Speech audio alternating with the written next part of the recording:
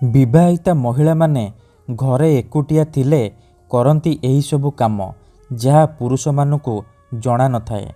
तेणु आपण भी जदि विवाहिता महिला को पटेइबाकु चाहुचंती, पड़िशा घर सुंदरी भाउज ठारू निजर मन मुताबक काम हासिल करबाकू चाहुचंती, तेबे आजिर एही भिडियोटी आपणकर इच्छा को पूरण करिब।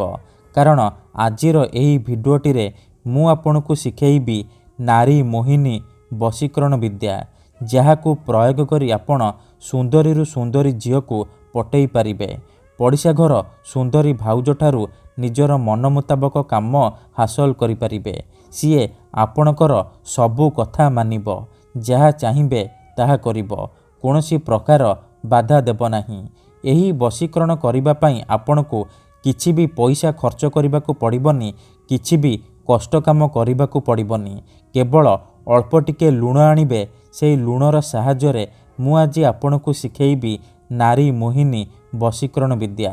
एही वशीकरण जीए भी करिछि 100% सफल हेइछि। निज पसंदर झील को बा विवाहिता भाउज को मुहूर्तक भितरे पटेई पारिछि, ताठारू निजर मन मुताबक काम हासिल करि पारिछि। नमस्कार फ्रेंड्स, ओडिया फंडा चैनल को आपण मानकु स्वागत। आपण समस्तंकर इच्छा थिब सुंदरी सुंदरी झील को पटेइबा पई, विवाहिता नारी को निज बसरे करी ताठारू निजर मन मुताबक काम हासिल करिबा पई, किंतु ये एते सहज नुहे। एथिपई आमर तंत्र शास्त्ररू मु आजि आपणक पई एमिति एक सहज सरल वशीकरण नहीं आसीछि, जहाकू आपण प्रयोग करदेले सुंदरी सुंदरी झील को पटेई पारिबे। विवाहिता नारी ठारू निजर मन मुताबक काम हासिल करि पारिबे। केवल आपणकू अल्प टिके लुण दरकार। आज्ञा हाँ, लुण रे आपण एही वशीकरण करि पारिबे। एही वशीकरण साहाय्य आपण वर्ष वर्ष धरी भांगी जाइतिबा पुराणा प्रेम को मध्य फेराई आनी पारिबे। सासु नणद दियर भाउज काहाकू भी निज बसरे करी ताठारू निजर मन मुताबक काम हासिल करि पारिबे। जदि आपण केउ झील को बहुत दिन है भल पाउचंती, किंतु जेते चेष्टा कले मध्य ताकू पटेई पारु नाहंती, ता पछरे गोड़ेई गोड़ेई निजर सबु समय सारी सारिलेणी, किंतु से झील पटुनी, तेबे मात्र थरे अल्प टिके लुण आनी आजिर एही वशीकरण करिकी देखंतु। किंबा जदि आपण केउ विवाहिता नारीर सुंदरता को देखि ताआडकू आकर्षित हेउचंती, ताकू पटेई ताठारू निजर मन मुताबक काम हासिल करबाकू चाहुचंती, तेबे आजिर एही भिडियोटी को पूरा ध्यान सहित देखंतु। एही वशीकरण को केही भी अति सहजरे करि परिबे, बिना कोनोसी पैसा खर्च करी, बिना कोनोसी परिश्रम करी निज घरे बसी बसी एही वशीकरण को करि परिबे।